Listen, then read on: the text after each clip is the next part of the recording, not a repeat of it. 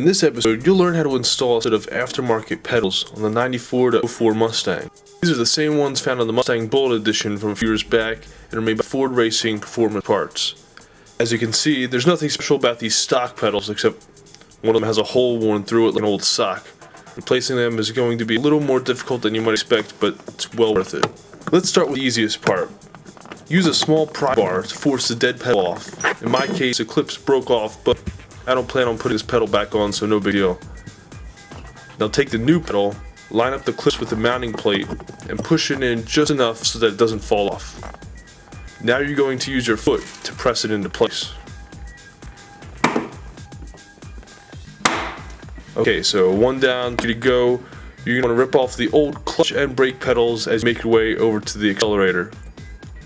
This pedal has two nuts and a cable securing it to the rest of the car.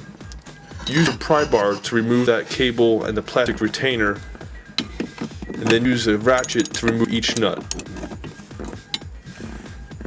Be careful, I accidentally dropped one of those nuts behind carpet.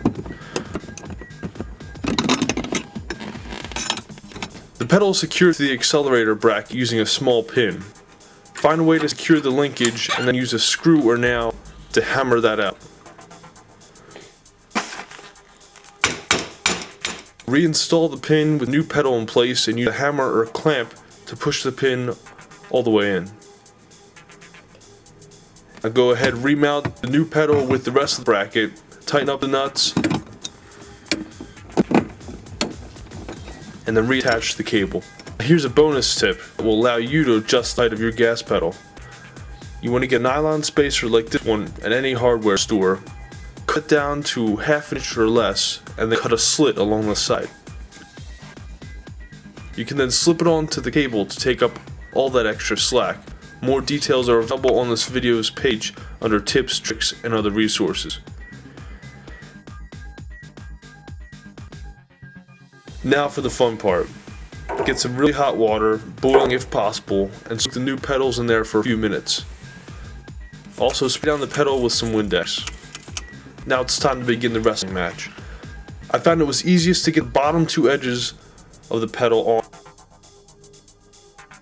followed by the top left. And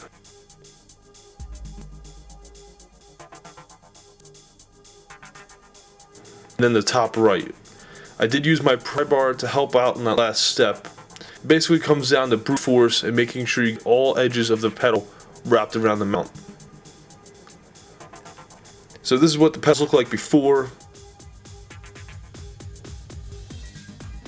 and here's the final result. Much better.